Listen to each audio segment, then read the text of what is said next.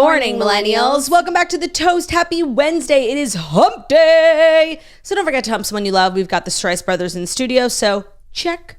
Check and check. You might not see my baby boy Bryce. Humiliating. Oh my God.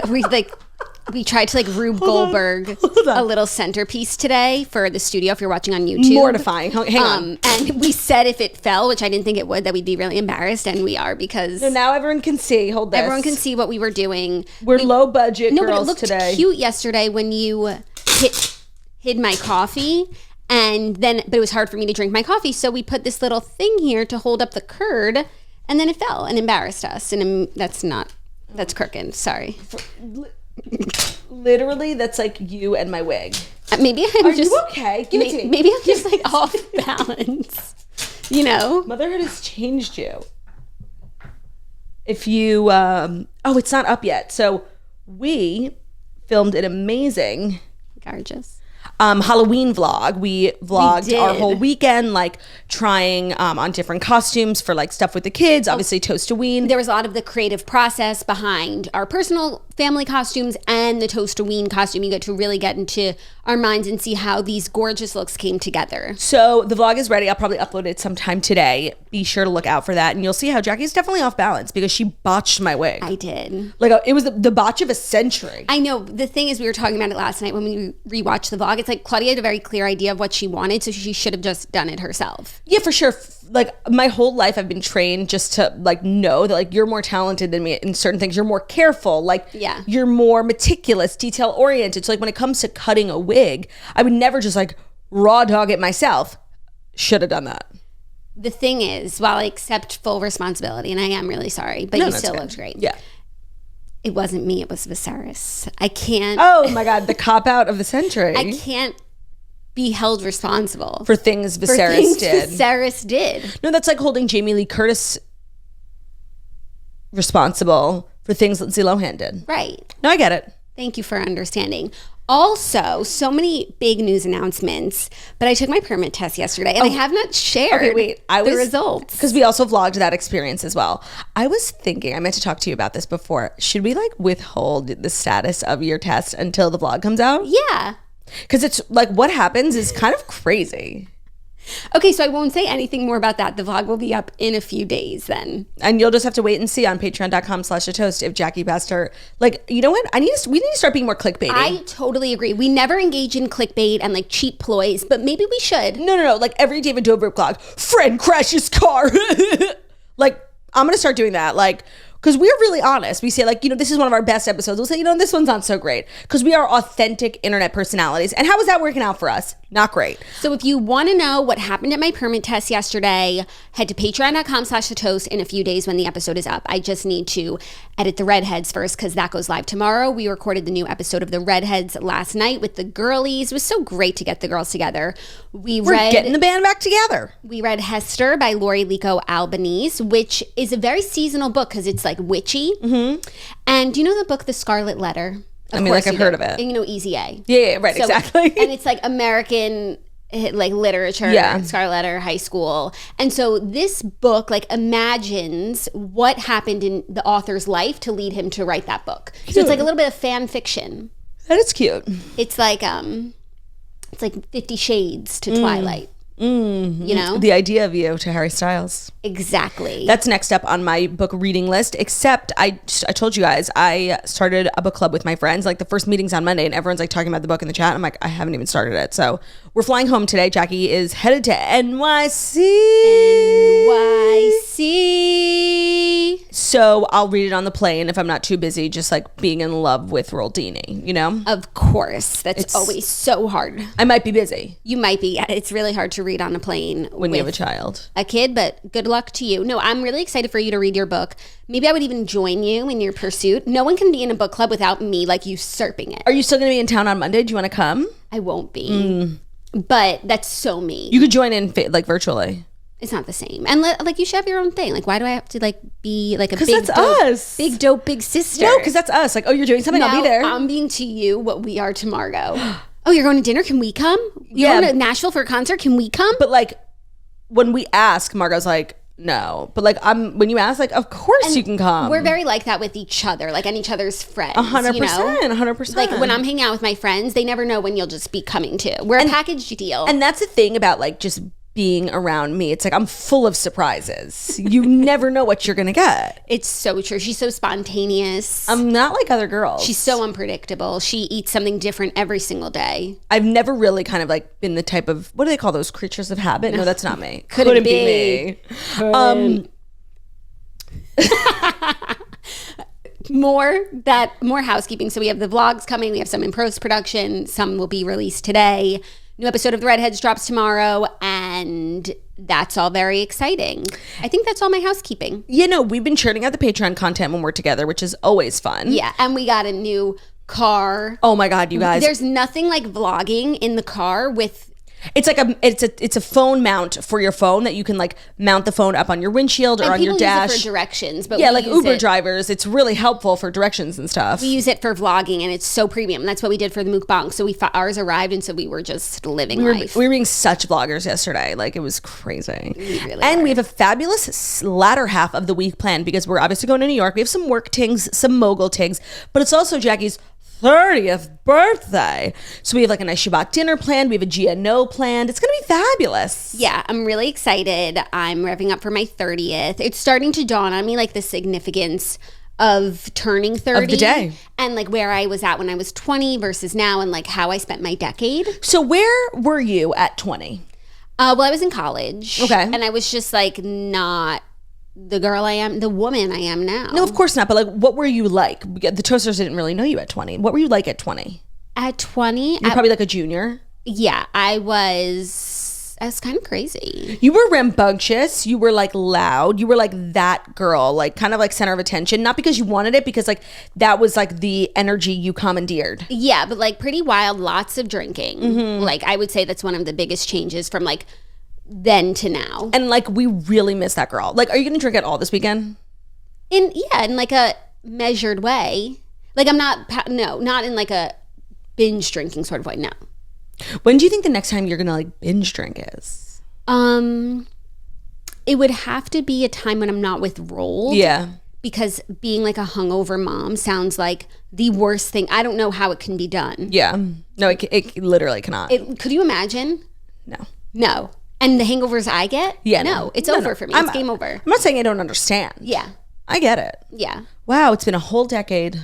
A whole last decade. So I feel really good about leaving my 20s in the past. I feel good about how I spent them. Like we built a business. Right. You got married, had a baby. Like it was advancement on all fronts. Yeah. So I feel great. And I'm excited for this next decade. Impart one piece of wisdom to a 20-year-old right now, like for what you learn when in your 20s and what you now know going into your 30s.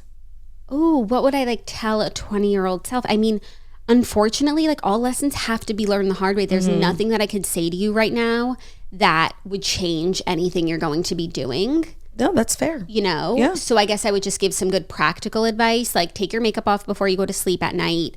And if if you're feeling crazy, use a moisturizer too.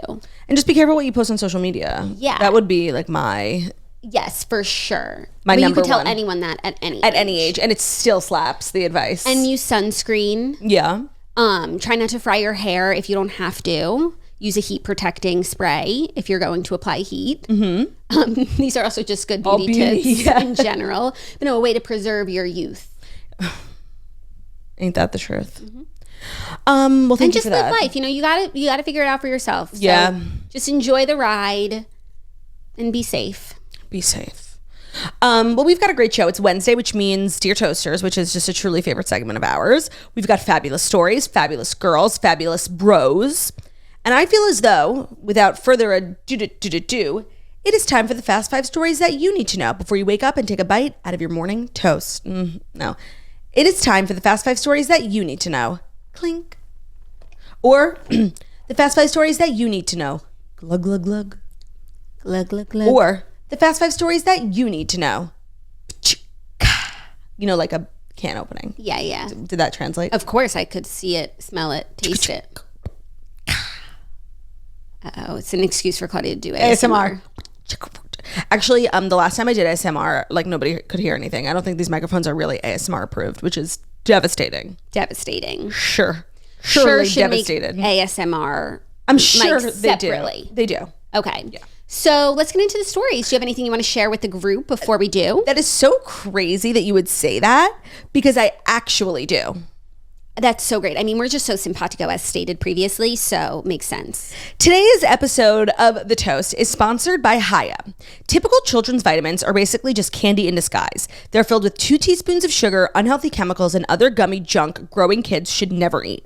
And that's why Haya was created. It's a pediatrician-approved, super-powered, chewable vitamin. While most children's vitamins are filled with 15 grams of sugar and can contribute to a variety of health issues, Haya is made with 0 sugar and 0 gummy junk, yet it tastes great and is perfect for picky eaters. Haya is filling the most common gaps in modern children's diets to provide full-body nourishment that our kids need with a yummy taste that they love. They're formulated with the help of nutritional experts. Haya is pressed with a blend of 12 organic fruits and vegetables. Then it is supercharged with 15 essential vitamins, including minerals like vitamin D, B12, vitamin C, zinc, folate, and many others to help support immunity, energy, brain function, mood, concentration, teeth, bones, and more. So these ain't your mom's vitamins.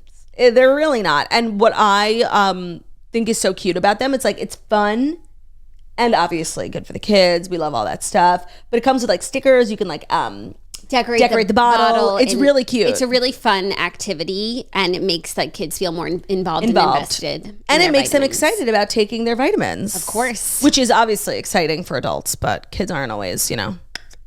It's non-GMO, vegan, dairy-free, allergy-free, gelatin-free, nut-free, and everything else that you can imagine. So most of your kiddos are good to go when it comes to Haya. It's designed for kids of all ages, and it's sent straight to your door, so parents have one less thing to worry about. We have Haya in our home. Kaylor loves Haya. They also she had the best time decorating the stickers on the bottle. She went wild. I was saving it for like a rainy day for her, and it was so much fun to do with her. We've worked out a special deal with Haya for their best-selling children's vitamin. Receive 50% off your first order. If you claim the deal, you must go to hayahealth.com/toast. It's not available on their regular website. It's only available at Haya Health, HIYAHEALTH.com/toast. Get your kids the full body nourishment that they need to grow into healthy adults at hayahealth.com/toast. God bless you. Thank you. What can I say except God bless you for all the sneezes and the snot that you spit. The thing is that I've been here for 2 weeks and I haven't even watched Moana because Kaylor's like, she's like out of her Moana era. She's now into like a bunch of different things. Coco like every Melon. night is something different. Yesterday I did watch Coco. I found the plot extremely difficult to follow. I haven't watched it yet, but I'm kind of like saving it, kind of like Inside Out, because I know it's really good and I want to actually ingest it, not just watch bits and pieces, because I think the message is really strong. No, like you ain't ready for Inside Out. Like I know you are going to love it. And Encanto I haven't watched. Welcome to the family, Madrigal. Welcome to the family, Madrigal. No, I don't like that song. We don't talk about Bruno, no. And I think you actually might really relate to the character of Bruno. Why? Because Bruno is like this family member who you're not allowed to talk about, obviously, because he like left the family years ago. Turns out he's been living in the walls. He's been there the whole time. Oh, interesting. It's not like Kanye says he's the creepy uncle. I mean, he's definitely a little weird. He lives in the wall, you know? So there's like something like definitely not 100% with him, but... Okay, maybe I just won't watch the movie so I can enjoy the song still. Welcome to the family, Madrigal. Okay, thank you for that little Disney interlude. Our first story, Christina Applegate has done an interview with the New York Times and revealed that she has gained 40 pounds since being diagnosed with multiple sclerosis and now struggles to walk without the support of a crane. The 50-year-old actress, who shared her diagnosis initially in August of 2021, reflected on the difficulties she's experienced while filming the final season of her Netflix show, Dead to Me, amid her battle. So the new season is coming out soon, and it's the final season. Right. And so such a good show. She did an interview with the New York Times and said, "This is the first time anyone's going to see me the way I am. I put on 40 pounds. I can't walk without a cane. I want people to know that I'm very aware of all of that." So she was filming the final season and they took a long break for her to get treatment Oh, for that's her so MS. nice. She talked about shooting the last season and said, quote, "I had an obligation. The powers that be were like, let's just stop. We don't need to finish it. Let's put a few episodes together with previously recorded footage." And Christina said, "No, we're going to do it, but we're going to do it on my terms." Wow. First of all, Dead to Me is such a good show, so I'm glad they didn't just like finagle some ending together, because like thus far it's been like a really well thought out and like really good show. And it's very cool. I feel like in Hollywood, like, oh, you gained 40 pounds, like we're done with you. Like the fact that they want to still work with her and that they just kind of like cast her to the side. There's hope yet for Hollywood. I also think perhaps in this last season there will be scenes where she's struggling. I think she said she struggles to like stand or walk, and I think she wants to let the viewers know in advance, like, if that's what you see, this is why, right, and this is what I'm going through right now. Yeah, I feel like a lot of people, like I feel like MS has been a like it's been brought more to the forefront, like Selma Blair on Dancing with the Stars. Like I feel like I now know much more. I don't know what I thought MS was before, but I thought it was like totally like debilitating to the sense where like you couldn't really move. And seeing people like Dancing with the Stars and like still going to work and acting, it's very cool. I have a really special place in my heart for Christina Applegate. Yeah. Because of Don't Tell Mom the Babysitter's Dead. Of course. Like I've just loved her for so long, and she's really like, she's that bitch. Like she is successful, like teen heart. She's like literally a teenage heartthrob who then successfully turned that into like a really long, prosperous career. Yeah. We stan. We really, really do. And everything she's in is stellar. Stellar. I'm excited for the new season to come out. I hope Christina's doing well. She also is going to be like doing public press for the show, and it's just like so sad that she feels the need to preface everything by being like, I gained weight, I look different, and this is why. And it's like she doesn't owe us an explanation, but you know that if she didn't say anything, then the headlines would just be so nasty. They would be so nasty. And honestly, I think that she probably is giving us a heads up, like for her own sake, because to have to deal with like people commenting on, I mean, it reminds me of, and it's much worse for women, but just a recent example is like Zac Efron showed up to a red carpet like looking very different. Like people just like annihilated him, and he's a man, so like it's gonna be worse for a woman. So like I'm sure she did it partially for herself. Yes, and so when someone shows up looking different, like people conjecture and come up with crazy reasons theories as to why. So I think she just wants to get ahead of it, right, and also promote the new season, which is really exciting. Dead to Me is such a good show. I feel like it's a good binge show. Like if you don't watch it, knowing the final season is coming out, I feel like it's 30-minute episodes. It's like not that long, but it's like really premium. It's like nice, like just it's like it has it all. It has it all. Yeah, murder, comedy, nice house. It's like dramedy, tragedy. It's got James it all. James Marsden, like most important, a chutney. Linda Cardellini. I thought it was you walking through the front door. How would you feel if your father was dating someone your age? Such an iconic movie. Chutney. She's another one who like does fire projects. Yes. She was in Mad Men. She was in Freaks and Geeks. But like to me, Linda Cardellini will never not be Chutney. Of course. Like the hair, the plaid power suit. I thought it was you. Such an iconic. That was a cultural shift, actually. That movie? Yeah. Yeah. And no, that scene in particular. Oh, no, there was some, I think it's... She's my age. Did you tell you that she's my age? How would you feel if your father married someone your own age? The whole movie was the shift. Of course. But like that scene, like I remember the first time I saw it, I was like, wait, what? It was Chutney? So good. So good. Yeah, Linda Cardellini has like a good radar for what jobs to accept. Justin Timberlake should, take counsel with these women. I actually think a lot of people should take counsel with Linda Cardellini. I think they would learn a lot. She really has managed to stay at like the top of her game for a really long time, but also like not become like overexposed. Like she can go to the grocery store, like, but I'm sure she makes a lot of money. Yeah. That's the life. Yeah, she can focus on the art. And as artists, we totally get that. Totally.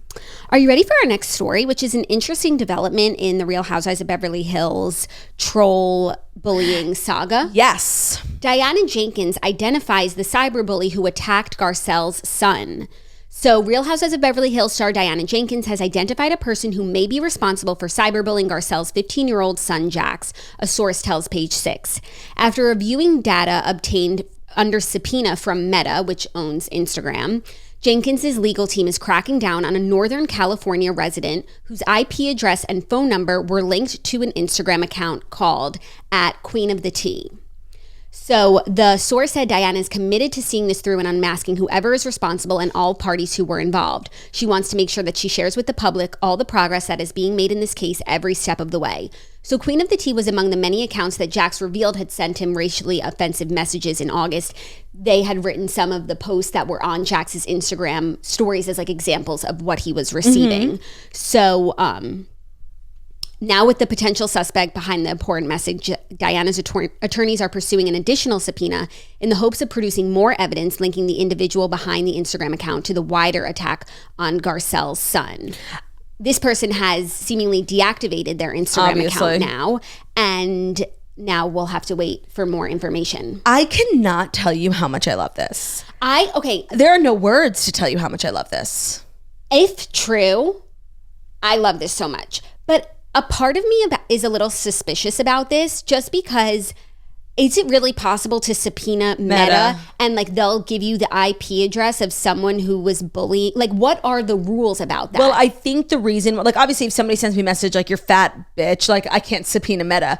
But I think like the fact that this was threatening to a minor, I think it's technically like, it's not like a hate crime, but it's like racially motivated. Like I think because it was such like a next level message, maybe a subpoena is possible. I thought the same thing because like, girl, we could subpoena Meta. I have a list of people whose like accounts I need their IP addresses on. No, like who else can we subpoena? Like I find that very interesting. And I mean, you categorize this attack as like next level, but what is that threshold for getting a subpoena from Meta? Well, I hope it's true, one, because anyone who's like ever made a fake account and like sent a message, I saw like the craziest thing written about our family recently. Like, jail for you. Jail for you. Like to just fucking make things up or threaten a minor, like jail for fucking you. And I hope that Diana takes this all the way. I literally want to contribute to her legal fund, not that she needs it, just so that like, let this be a lesson to anyone who engages in like anonymous online troll behavior. Like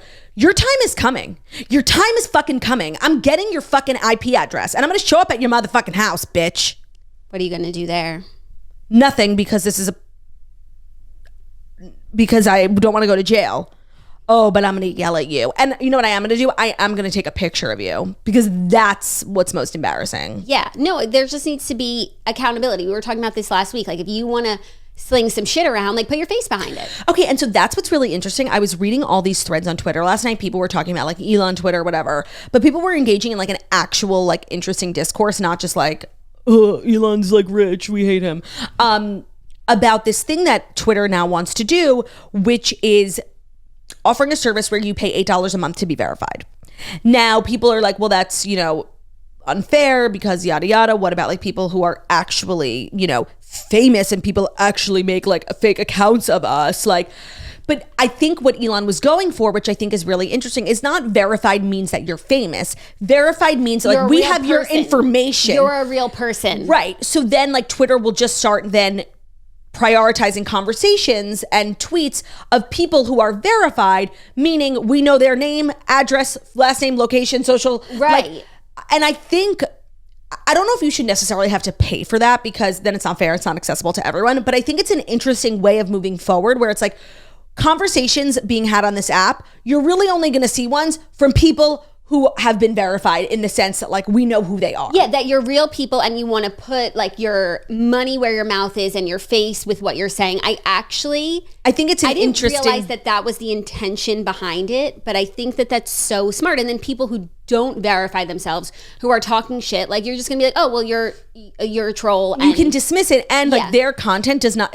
You have to search for it. It's at the bottom, like right. So I don't know if having it be paid is the best way to do that. But I feel like so many social media platforms, apps, services, you pay to play. So it's not that crazy if it's an $8 one-time fee. No, it's a month. $8 a month. Yeah. Well, if you want to be like a bigwig on Twitter and you want people to see your interesting thoughts, then that's like, it's a subscription model, you know? No, for sure. I think that there's a really good concept there. I just wonder if like people who are already verified or, you know, celebrities, if they wouldn't have to pay. They probably don't, which is dumb because like right, that's the people dumb. who can afford it. Right.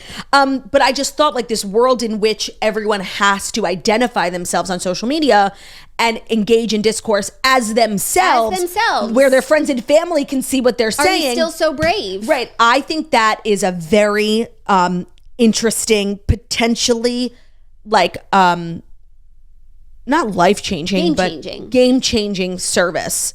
So I thought that was interesting. Yeah. Oh, I like that. This world in which you can just create accounts on Instagram, on all these different platforms with not a single identifying detail except an email account, which people just make fake email accounts. It's like takes 10 seconds to make a new Gmail account. It's really dangerous. Like it's really not okay. And I think like Instagram does virtually nothing to... No, and they like do small things and they think that they solved it. Like you can now block an account and block all the other accounts that this person made. That's actually a really good one. But is it based on IP address? What's it based on? Device, probably. Okay, so... Make it on your iPad, yeah. Right, like it's not perfect. It's not solving online bullying. But it's a really good step. Yeah, it's something. Yeah. But still, like there's not been anything that's really going to solve this yet. And I think that's a very strong idea. Yeah, I thought that it was really interesting. And people were just dismissing it because it's like, oh, $8 to be like a fake celebrity. But it's like not really about that at all. And you know what? In the early days of Facebook, you had to have a student email address to join. And like, I don't know when those parameters were lifted. And it used to be for just like college students. And it was high school and college students. And now it's just anyone. Free for all. And I think you can be in middle school and have you can one. make fake accounts. And you could be 80. Like everyone has a Facebook. But it did start as somewhere where you had to be a person. No, and it was much more, it wasn't, completely issue free, but it felt like a lot safer of an environment. Maybe it was the beginning of all the issues that we're experiencing now, but they weren't as prevalent then. No, so I thought that was really interesting. And I think if they do it, it'll be like a cool case study for perhaps other platforms. Agreed. Anyways, if true, what Diana is sharing, I think that's major. Awesome. Also, I just love the idea that like this person like really thought that like they could send whatever they wanted, because I'm sure they've done it a million times. But like I just know like they're not sleeping. Like this person is so fucking afraid. Yeah. Some of the records obtained from Meta were connected to overseas IP addresses. However, the Queen of the Tea account was linked to an IP address and phone number in California. And so Diana's lawyers are looking for more subpoenas to confirm that this person paid for internet and phone services tied to Queen of the Tea, and maybe paid for bots. Right. So interesting. I like that Diana's not letting this go. Yeah, I mean, she was real. Honestly, if she didn't pursue this, we probably all would have let it assumed. go. But then in the back of my mind, we're like, oh yeah, that was the thing Diana did. Yeah, no, she's trying to clear her name, and I know she's not doing it like for me, but I do feel like enormously grateful, because I feel like this can and should really scare the fuck out of people who engage in behavior like this. Yeah. And maybe it's time for them to get some serious help. Yeah. And I think it's great for Garcelle. And hopefully, if they are able to solve this crime, then they can find a way to maybe be friends, and maybe Diana would even be on another season. Yeah, maybe. I also think this is a problem within the Bravo space that needs to work itself out too. Because obviously all different corners of the internet have their own problems. Bravo really seems to have like a fan issue. Yeah. Like, I'm not saying all Bravo fans by any means, but I'm saying like every single show, like I feel like in recent reunions they talk about like the death threats, and like it's literally a reality show. Like everyone needs to calm the fuck down. Some people are really like just genuinely unbalanced, and like the energy they put into reality shows, so much to the point where they're gonna threaten the lives of people who they watch on TV. Like these people really need help, like for real. But I think this sets a great precedent. Yeah, it does. I love it. Okay, our next story. James Corden is having a bad month.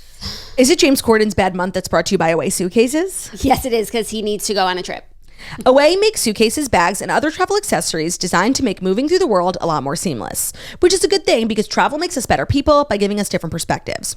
So no matter where you're going, you can rely on Away's range of travel products to solve real travel problems and get you out there. I mean, this couldn't be more apropos. We're flying out today. I've got my Away suitcase. Ben got his Away suitcase. His is pink. Mine's black. I got mine. His is pink. Yeah, because like I have a pink and a black one, and like I was feeling the black one, which meant like you get the pink one. I have a pink and a dark green one, and I was feeling the dark green one. I wasn't feeling like being pink today. No, because it's like November. Like Yeah. pink was like my summer suitcase, and now like it's fall spring Now joggers. it's Ben's winter suitcase. It's Ben's, and like the way that he doesn't care. It's like he's like, yeah, sure. I'm like, okay. So Away offers suitcases, bags, other travel essentials that are made of different materials like polycarbonate and aluminum, and they come in a variety of colors and sizes. So whatever you're packing, wherever you're going, Away has luggage that will make your next trip more seamless. So here's what really sets Away apart. For me, it is the interior compression pad that helps you pack more, and the removable laundry bag. It's hidden in the zipper. I literally had my suitcase for over a year before I knew that it was in there, that you could put your dirty undies in, because we've been talking for years about how the problem with suitcases is that there's no place to put your dirty undies. And they have to commingle with clean clothes, beautiful clothes that you don't actually watch like every day. Right, of course, and then they just touched undie. So they also have 360-degree spinner wheels that guarantee the smoothest roll, even through LaGuardia, which is filled with carpet, which makes no sense to me, and I think we should talk about that. They also offer free shipping and returns on any non-personalized order within the contiguous U.S., Canada, and the UK. Plus, there's a 100-day free trial on everything that they make at Away. Take the product out on the road, live with it, travel with it, get lost with it. For 100 days, if you decide that it's not for you, you can return any non-personalized item for a full refund during that period. No ifs, ands, or asterisks. Start your 100-day trial and shop the entire Away lineup of travel essentials, including their best-selling suitcases and bags at awaytravel.com/toast. That's awaytravel.com/toast. Thank you so much. You're welcome. So James Corden's month isn't getting much better. He issued a groveling apology to Ricky Gervais after being caught using his 2018 stand-up joke word for word on The Late Late Show. I saw a video somebody spliced together of like the James and the Ricky. It was word for word a thing from one of Ricky's specials. It's about like a town square advertising for guitar lessons, and then people getting upset. I don't want guitar lessons, I want piano lessons. And it's all about like seeing things on the internet that you don't like and just moving on. Right. And it's literally word for word. And so Ricky Gervais had tweeted the video of it and said, "The bit about the town square advert for guitar lessons is brilliant," crying emoji. And James Corden tweeted, "Inadvertently told a brilliant Ricky Gervais joke on the show last night, obviously not knowing it came from him. It's brilliant because it's a Ricky Gervais joke. You can watch all of Ricky's excellent specials on Netflix." Okay. So do I think James Corden sat down and wrote down a joke he heard from Ricky Gervais's special? No. A lazy writer. A lazy writer just got fired. Or a writer who hates James Corden and is sick of being treated poorly by him and decided to give him the old one too. Perhaps. I think that would be very subversive. I think it's a lazy writer. Yeah, I mean, what's so funny is like, we put these, supposedly the funniest men ever, we put them on TV and they have a whole team of writers to write them jokes. And they still need to take from other people. And first of all, it's never funny. Like nobody watches the opening monologues of late night shows and is like, it's like corny dad jokes. It's like not funny. No, and there are so many. And there's a whole team of writers writing that for them. People who are like trained comedians, the funniest people in the country who are writing, like it's crazy. And then you have like a super funny host delivering like these and the host, super funny lines. The host got there because they're so funny, yet you're not going to write the jokes. But like, why can't there be a host who like does his monologue and like just talks, like no prompter, like just says the funny thing that he's thinking before he starts the show. That's the thing with late night. It's like such an antiquated format. Like this is what Johnny Carson used to do. Like you could change it up. Yeah. It's 2022. Like no, and it's like there are so many comedians, there are so many places that we can watch comedians, and so it's not Johnny Carson where it's like we're all tuning in at one time. We have options now. We have options, and so to see what they're doing over there, it's just like sad. No, it's like embarrassing. And it's not very inventive. No, and then to then steal a whole ass bit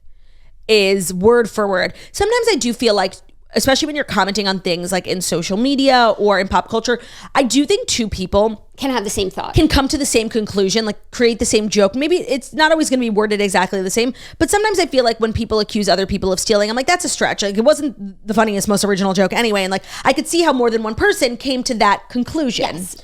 This is literal plagiarism to 101. Yes. So it's not the same. No, it's not the same. Like that would be like Ricky Gervais having said, you can go on to the internet and choose not to engage in things you don't like. And then James Corden saying the same thing. And it's like, oh, two people think it's a rational thought. And I could see how two human beings who engage in rational thought could both come to that one rational thought. But to make this very specific example, and James didn't even deny it. Yeah. No, he didn't deny that like this joke wasn't stolen.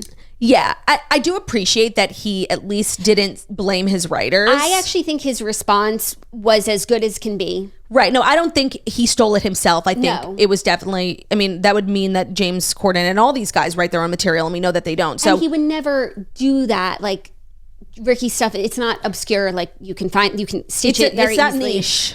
He would never choose to embarrass himself in this way. No, but I do think like his apology, not throwing his writer under the bus, who obviously has been fired and stole the joke. I do think that's quite commendable. Like he took the fall. So I know this is, a list of things to make James Corden look bad, but for me, this actually makes James Corden like look pretty good. Ish. Also, when as good as can be. When Ricky Gervais like tweeted the video initially, someone said, "Didn't deliver it like you though." I assume he asked to use that joke, and then Ricky said, "No, I reckon one of the writers came up with it." Quote for him. I doubt he would knowingly just copy such a famous stand-up routine word for word like that. No, of course. I'm surprised like nobody else. If it's like it, I mean, I imagine I'm not like a huge follower of Ricky Gervais's comedy. Like I actually like him, but I don't know his bits. But I imagine if there's a whole team of writers, no one, like they all work in comedy, they know comedy, they wouldn't realize one of them is reciting a famous bit. Yeah. Maybe they all are working against James Corden. They're trying to take him down. Oh yeah. Makes you think. So yeah, James Corden's bad month continues. I wish for him some rest. It's hard going through it. Like he has to then go do his show every day. I know, that's the thing. It's like other people can take time off. Like the internet forgets, because if you become, you take a step back, there's more people for them to make fun of. But when you're on TV every single day, it's like, no, it's endless. Yeah. Well, he is ending his show in like a year. Oh. So his time is almost up. And is someone else going to take his spot? They haven't said if and who yet, but they did say that his next season will be his final.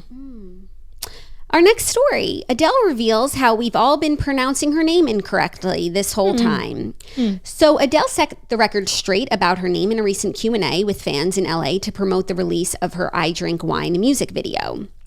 So someone asked a question and she said, "Love that. She said my name perfectly. The correct pronunciation is Adele, not Adele." Adele? Adele. Yeah. UH hyphen Adele. Adele. But it's not, because it's Adele. But it is. It is. I mean, I feel like this happens every couple of years with a celebrity who like is a household name, and then we find out like their name is Ariana Grande. Like, right. You know what I mean? And it's like we all found out Ariana Grande's name was Ariana Grande, and we still call her Ariana Grande. So I don't know if this is necessarily going to change the way in which we speak about Adele. Yeah. But it's good to know. The more you know. The more you know. Like, it's giving Maj Dijon for me. Yeah. And one thing about me is that once I have a pronunciation in my head, like I can't. I'm physically unable. It's crazy. Yeah, like didn't we find out Rihanna is actually Rihanna? Or did I make that up? I don't remember that. Okay, so I made that one up. Perhaps. It's definitely possible. Also, she's releasing a music video for I Drink Wine. I can't think of that song without thinking about, remember when you Yes, me too. Claudia, when her track list came out before the album, Claudia went through the track list and like did her idea of what I thought the songs would sound like, just given their titles. And when it was I Drink Wine, she said, "I drink wine, wine, wine, wine." It literally sounds like the song. Like, how does the song go? I think it was actually one of my favorites on the album. One thing about me is that I have not listened to 30 even once. Like, I don't know what any of the songs sound like. And I was just watching a TikTok about this, because what's so funny is like, technically just based on purely numbers alone, like Adele is currently in her flop era. Like her 30 is her worst performing album since 19. But it's still like sold major. Triple, not even, I mean, it sold more than Midnight's. Like it's a huge seller, because this TikTok was talking about like who the predictions are for album of the year are going to be. And like, you really can't ignore 30 just based on the numbers. Even though like technically Adele's in her flop era. Yeah. If you're comparing her to Adele. To herself. But if you're comparing her to the average singer-songwriter, she's doing amazing. Yeah, no, of course. I think she'll be nominated, but she won't win. Yeah. The prediction for on TikTok, who did they say they thought was going to win? They were really campaigning hard for Bad Bunny, even though Bad Bunny, I don't know why I said it like that. For Bad Bunny. Although this person didn't think, and I don't know what qualifies this person as an opinion we should give a shit about, but that Grammys has, kind of like ignored Bad Bunny, that they don't think like Bad Bunny would be. Oh. But they thought Renaissance should be in there. They thought Kendrick Lamar should be in there. They thought Lizzo should be in there. Luke Combs should be in there. I'm sorry, Growing agree. Up is the album of my year. I completely agree. Oh, by the way. Also, like, Kelsey Ballerini. Like, that album, like, is that album. Do you know what I mean? Yeah, I listened to it, and I feel like right now I'm not in the headspace for it. Like, if this was, like, if I was 20, I would be obsessed. No, it's whimsical. Yeah, it's just, like, really light. But I will at a different, like, I don't know. It took me, by the way, when it came Maybe out. Like when I'm getting ready for like a dinner or something, like I'll listen to it. When it came out, I was just like not in that particular headspace, and I was like a little late. That's why I'm talking about it now. But now I'm like fully immersed in the album. Like it is an album that feels like an album. I totally get that. You know? Two things. This is making me excited for end of year music recap. Data. Spotify Wrapped. Well, obviously, Spotify Wrapped usually stops tracking your data on October 31st, but they are extending it. So Because of Midnights, probably. Because of Midnights? That's crazy. Huh. But yeah, I was gonna say like my data is gonna be.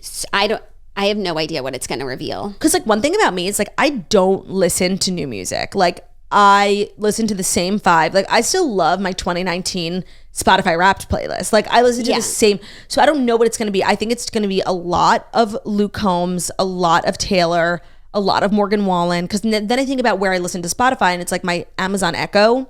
So it's like, what do I listen to in the shower? Yeah. Or when I'm getting ready. It's actually, sorry, my number one, it's going to be Evermore. That's really all I listen to this year. Oh, true. Mine is going to be, it's a mixture of me and Harry's music. So oh, right. Probably Luke Combs would be number 1, and probably Mimi Webb will be number 2. I just like listen to her song. And I also I like songs on Spotify, like 5 songs a month, and I just keep listening to them over and over again. But we've got a lot of Beethoven in there. We've got Elvis. I've got a lot of Sigala. I think my number 1 song of the year is going to be If I Can Dream by Elvis. Actually, it's going to be middle of somewhere. Yes, it is. And then number 2 will be If I Can Dream. And then what else? There was one other thing that I listened to I had to put on this white noise one night, and so I put this one song on repeat, and that's gonna be my number 1 song of the year. No, like Spotify needs to work on the Wrapped thing. Like if you have kids, like removing all like the Coco Melon, like. No, I think it's actually a sign of the times, but like I just need to be able to delete that white noise. Yeah. Thanks. No, that's not a song. No, it's not a song. I mean, does it come up as a song, or is it like a podcast? It might be in like a different category of your data if it's a podcast. True. Because I don't know how you can make a song that's an hour, you know? No, it wasn't. It was like 3 minutes, and it was over and over. Oh, it's a song. It's my song of the year. How exciting. Okay, our 5th and final story, some super exciting news.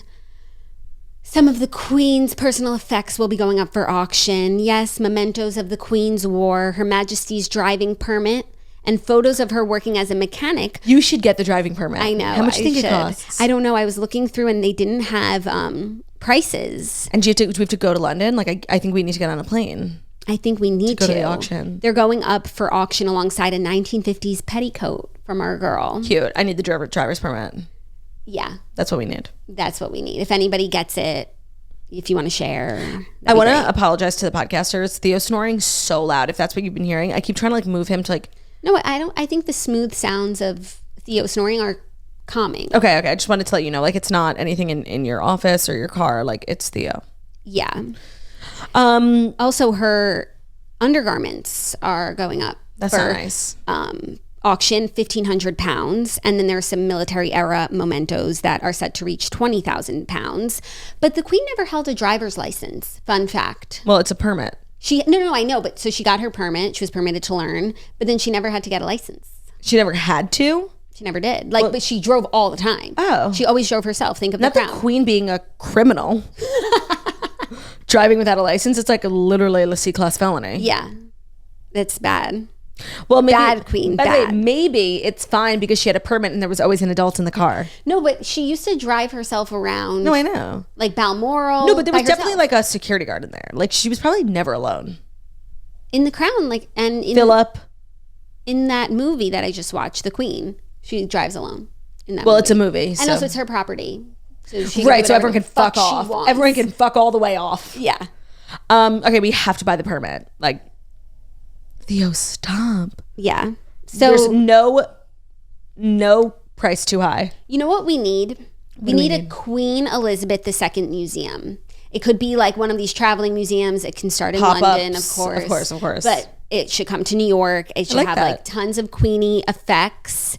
And I think that would be a really great way to honor our girl. Well, I think another great way to honor our girl would be helping, other queens in Dear Toasters. That was the segue of the century. She would love that. She would love to see queens, fixing each other's crowns. Yeah, I don't know if you guys know, but the Queen was a big toaster. Huge. And she did say that Dear Toasters was her favorite segment. So for her, we do this and we honor her with this segment. We do. Which is sponsored by Origins, the pioneering nature-infused skincare brand that has elevated gift sets that will surprise and delight everyone on your holiday shopping list. Origins create transformative skincare and naturally derived ingredients to noticeably improve how your skin looks and feels. Origins has a long history of commitment to our planet by reducing waste and caring for our natural resources. All of Origins holiday gift sets are plastic-free, recyclable, and sourced from responsibly managed forests. And for every tree harvested, new trees are planted. To date, the brand has planted over 2 million trees around the world, so you can feel good about the gifts that you are giving this season from Origins. So if you have anyone in your life who's like difficult to shop for, or someone who's just really into beauty, who's really into the environment, Origins is a great place to shop because they have all these different gift sets. So if someone who's like really into skin, you can do the Fantastic Favorites, which is their 6 best-selling essentials from cleanser to moisturizer, and their size to go wherever the holidays take you. They also have the Mask This Way, which is a 5-mask starter kit. The All for Youth, which is plant-scription essentials to cleanse and pump. You can help them say hello to younger skin. And then you can also do their all-time essentials kit, which is their all-time essentials, a day and night radiance boosting gift for the glow getter on your list. Get this for the 20-year-old in your life who needs to start moisturizing. Yes. So when they're 30, they'll thank you at Christmas for that gift you got them all those years ago. That is such a great gift, like a 5-step gift set. Here's all the Here's everything you need. And also you can get like individual products, stocking stuffers. Yep. The Toast gift guide continues, and this is a great one. Origins is Toast gift guide approved. So you can get the Origins gift sets today, available at origins.com. That's origins.com. Those gift sets are available at origins.com. Check it out. Toast tested, Toast approved. Origin skincare, like, is that bitch, Mm-hmm. Okay, ready for Dear Toasters, our advice segment where we do our absolute best to try and help people? Yes. If you guys ever want to write in, it's deartoasters@gmail.com. Try and keep it brief, even though today's we have a long one to start, but like it's worth it, okay? Okay. And the girlie needs our help. Okay. Dear Jackson Claude, first, I would be RDH if I didn't acknowledge how beautiful, stunning, and smart you both are. Thank you for providing us with premium content day in and day out. Love you both. Wow, thank you so much. Thank you. You're so welcome. Okay, I need some help. I gave birth to the most precious baby boy this summer. He's a PJOM and is the first grandbaby on my side. Normally, this would be a huge deal and he would instantly be the center of attention among my family, right? Wrong. Here's the thing. The thing is, my dad and stepmom decided to adopt a puppy a month after my baby was born, and ever since that day, my son has been overshadowed by this dog.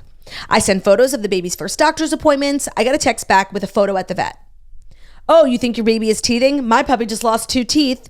It's a cute pic of the baby in the stroller, but here's the puppy on our walk today. This is her dad and stepmom? Yeah, every time she sent a picture, Okay, they want I didn't know if it was her in-laws or no, her dad. Or her kin. No, it's her kin, and it's the first grandbaby on her side. Got it. I complained about our lack of sleep once, and they started talking about how hard crate training has been. I mean, every conversation circles back to the dog. It is so awkward and cringy to me. This makes me not want to send any photos or share updates about my baby, which makes me so sad. Not to mention, they've been so busy puppy training that they haven't really asked about how the baby is doing on their own. Not to be dramatic, but I feel like they're missing out on the most exciting times of his life. Do I say something about how this is making me feel? Task my sister with calling them out for being super annoying, or just try and ride it out and hope it gets better? Love, a mama toaster who is sick overhearing about her parents' dog. That's so crazy. No, that's like something like kind of diabolical that like a 20-year-old would do, not like a grown-ass man. Yeah, at least And you it's have, giving, you know what it's giving? I don't know anything about. It's giving evil stepmother Meredith Blake. right. But she didn't say that like it's the stepmother leading the charge. No, but she just did say like dad and stepmom. So like not me like, you know, villainizing the stepmom. Right, no, of course. And of course, part of my advice would be like, go talk to your dad one-on-one. I'm glad to hear that you have a sister and Yeah, like, and she, like, you can talk to her. you can talk to her because, you know, if these two were your only family and they're not like getting excited, That would be so disheartening. that would be so disheartening. I think that you're totally justified in feeling sad about this. And if you do feel like a lot of the dog fanfare is coming from evil stepmother, maybe talk to your dad one-on-one and be like, I'm so excited for But you. see, the thing is, like, I actually don't think it's coming from the evil stepmother. Like, the dad that was who's my just projection. so excited about a new dog. Yeah. We don't even know if the stepmother's evil. Like, maybe the stepmother stepped in when this girl was 2 and has been like a real mother to her. Like, we don't know, you know? Right. Like, I was just projecting like what I've known So- about stepmothers from the movies. Maybe like you talk to both of them and just say it like in a totally... I think texting the sister, like, you're fucking busy, bitch. Like, you're busy. I think if your sister went over there and be like, hey, I went to Rachel's house last night and she was like so overwhelmed with the baby and she was just like really upset, feeling like nobody cares, like she had a baby and everyone's like obsessing over the dog. So I feel like we should all make a conscious effort. Like, that's what you do. Like, when someone has a baby, like, they're really vulnerable. They don't have time to like talk about their feelings with everyone. Like, I think texting the sister is a great job as long as the sister handles it like a pro and it isn't like obvious that like this is like a setup, you know? Yeah, hopefully stepmother doesn't listen to this podcast. Totally. Yeah, I like that too. Like, this is a job for, this is what sisters are for. But also just like prepare yourself for if they continue to be disappointing and to like to divest, to de-invest from caring about like what Their opinions. and even sharing pictures in the stroller. Like, find a different group chat to send those pictures with. Send them to people us. who care about you and will be excited about Put them in the it. Toast After Dark Facebook group. Like, we'll be excited. Yeah, we will be excited. Chosen family. Like, send them to your sister, send them to your friends. Like, No. don't keep setting yourself up for disappointment Yeah. if after your sister talks to them, it doesn't get better. No, because this is hella fucking rude. Yeah. Like, the more I think about it, like, it's literally child ass behavior from a grown ass man and a grown ass woman. And honestly, I'm pissed. Yeah. Sister, send the sister. And if nothing changes, bye. Like, seriously, bye. Yeah. We have a lot of like mama related ones today. Yeah, and don't send pictures and see how long you go before they ask Yes. for a picture. Yes. Withhold the cuteness. Divest. Hi, Jackie and Claudia. I need some objective advice, so I'll keep this concise. I'm 35 with 2 That boys. rhymed. I need some objective advice, so I will keep this concise. Yes. I am 35 with 2 boys, a 4-year-old and a 1-year-old, and a husband. We have 2 embryos left, both girls, and my husband says that he's done. Part of me agrees, but the other part of me really wants a girl. And for context, my hubby really pushed for boys, so he already got what he wanted. And if it matters, we found out the gender of our embryos before having... The first 2. Right. Who gets the final call here? We can't really have another one if we're both not on board, but I want a girl. Help and please keep anonymous. Sincerely, a toaster who wants a mini-me.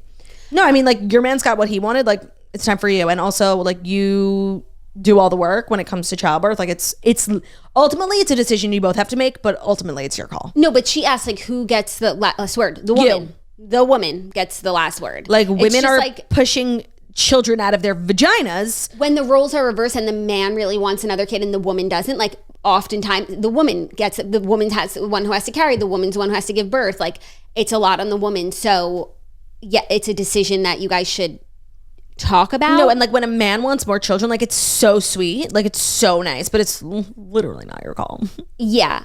And I think that if this is what you want, then, but the thing is, you have to want it bad enough to want it enough for the both of you. Yeah. And to like bring him to your team, you know? Because if you're like, I want it a little bit, like, that's not going to convince him. But if he sees you're so excited, you want a girl so badly, like it's everything you ever wanted, then like, of course, that's your husband and he loves you and that's what you're going to do.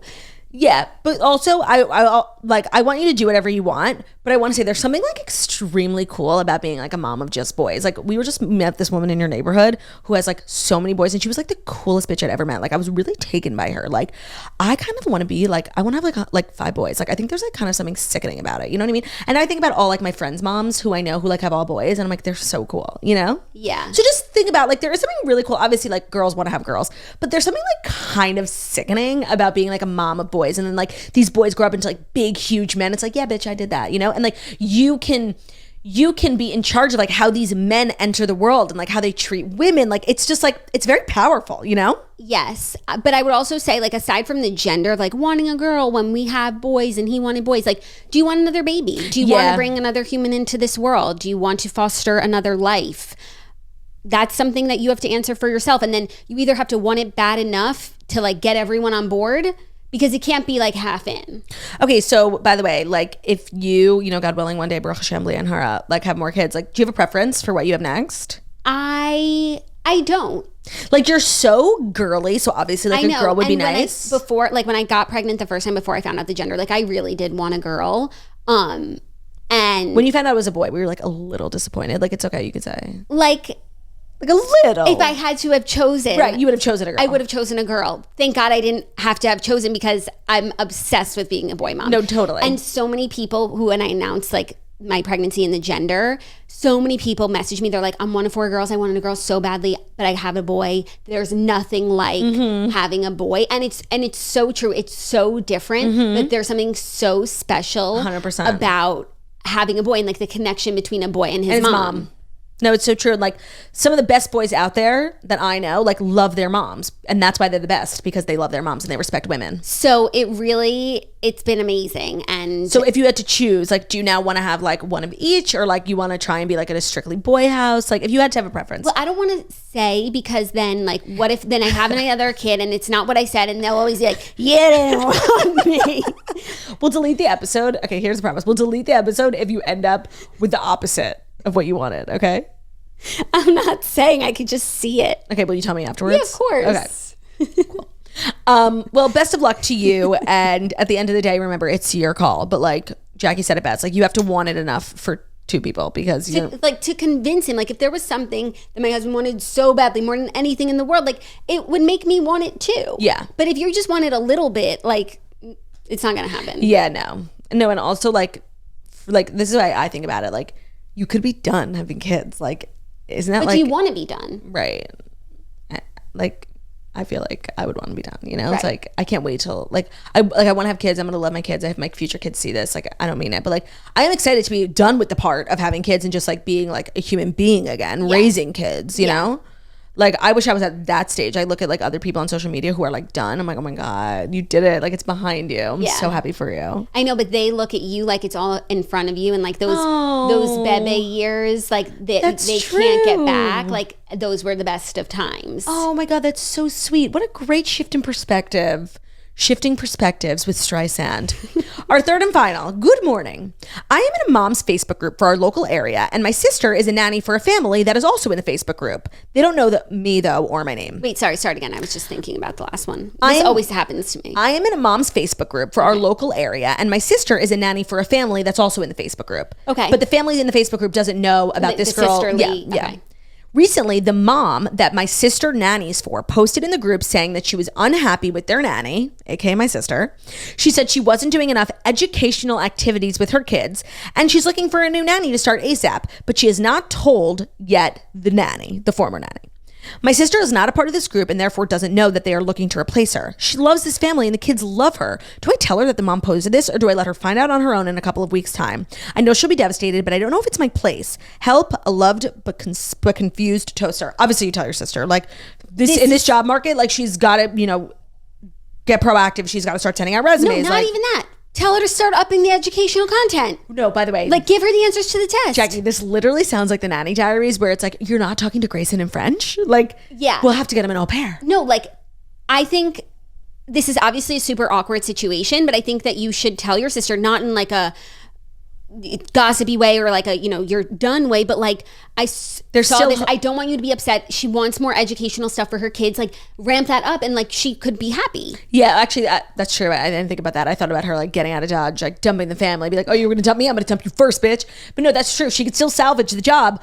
Go get some books, like just be like, I saw these amazing things. Like I was watching Miss Rachel or whatever. Or I was just be like, I was watching Nat Geo. They were talking about this amazing exhibit at the Met. Like, do you think it'd be okay if I took Sarah? Yeah, like I don't know what the ages are and like what materials the kids should be ingesting at this age. Like get some workbooks, right, and start making it an educational environment. No, you have like maybe some people could write in the comments like good things to do in the educational realm for kids that would really impress her employer. No, I feel like you've really gotten like an unfair advantage now. Like you know what your employer wants and you're going to give it to her before she even asks. Yeah. Love that. Love that for you. Good idea. Thanks. Your advice was on point today. Mine was like a little all over the place. No, your first one, you got the first one right. Yeah, you got the last two though. Thank you. Thank you to everyone who wrote in to Dear Toasters, which again is always a safe space. You can write in. We'll keep it anonymous. You could change people's names. We would never blow up your spot. And you could write in about anything. Today was very family heavy. Sometimes it's more friends heavy. Sometimes it's more relationship heavy. I liked these ones. Me too. They really made me think. And that email again is deartoasters@gmail.com. Try and keep it as brief as possible, just like the need to know information. Like don't get caught up in the details because if it's too long, we can't read it because I'm too lazy. So that's our show. Tomorrow's show will be in New York City. Please go easy on me tonight. We have a fabulous end of week. We're headed out to the Big Apple right now. So thank you so much for listening to The Toast, the Millennial Morning Show, where we deliver the fast 5 stories that you need to know every Monday through Friday on YouTube. So if you're watching this on YouTube, please feel free to subscribe and give this video a thumbs up. We're also available as podcasts anywhere podcasts can be found. So that's Spotify, iTunes, Stitcher, Public Radio, iHeartRadio, Castbox, all the places. So wherever you listen to podcasts, find us, The Toast. Leave a 5-star review about how wickedly talented we are.